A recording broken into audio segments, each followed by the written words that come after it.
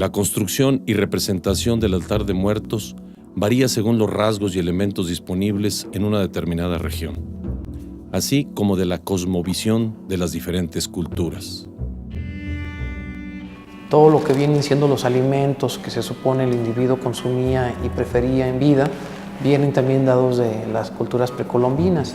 Estos alimentos, dado el gran trayecto que tenían que caminar, pues eran necesarias para que el individuo pudiera abastecerse en ese trayecto. Así eran también el cobijo y la ropa que pudiera recibir a través de prendas que se le pudieran colocar. También obviamente bisuterías y artículos de uso personal que eran de su predilección. Todo esto se hacía patente en la tumba para que el individuo siguiera viviendo de la misma manera en que había vivido en esta vida.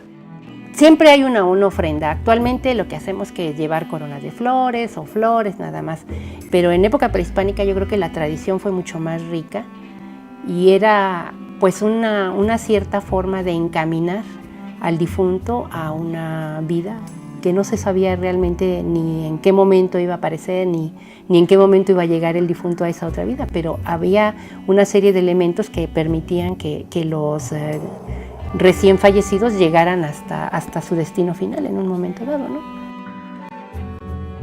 Para muchos, el rito de la muerte es dramático.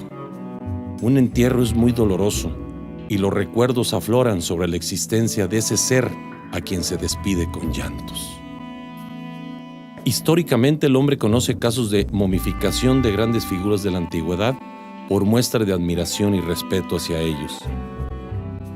En ocasiones, nuestros antepasados conservaban los cuerpos de sus seres queridos por medio de la momificación, para de ese modo inmortalizar y lograr de esa forma que los ausentes en vida mantuvieran su esencia visual dentro de su núcleo familiar y social. En el Panteón de la Asunción, en alguna ocasión me comentan, yo todavía no era director, pero me comentan que sí han sacado una o dos restos que salen momificados. ¿Y por qué en el Panteón de la Asunción se puede haber dado más el caso? Pues por lo que comentaba, que ahí sí de manera obligatoria tenemos que exhumar a los 6 años.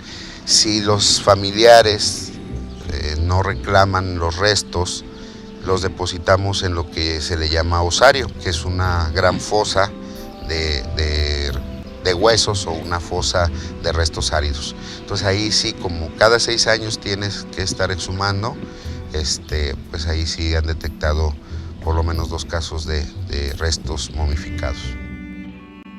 En museos se pueden apreciar diferentes formas de momificación y de representación de la muerte. Uno de esos lugares es el Museo de la Muerte, ubicado en la zona centro de la ciudad de Aguascalientes.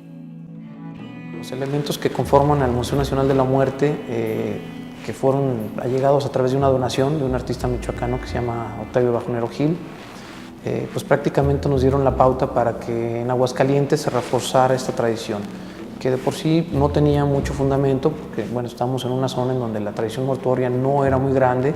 Se ha reivindicado a través del trabajo de José Guadalupe Posada, que hay que recordar vivió en el siglo XIX y principios del XX, entonces tardíamente podríamos pensar que la tradición de muertos se estableció aquí, y válgame que quizá en su momento él jamás pensó en establecer una tradición.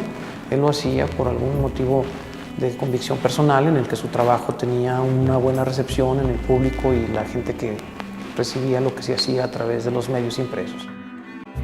Su inauguración fue el 19 de julio de 2007, con una exhibición de 2,000 piezas elaboradas por artistas mexicanos, esparcidas en las 7 salas que conforman este espacio cultural.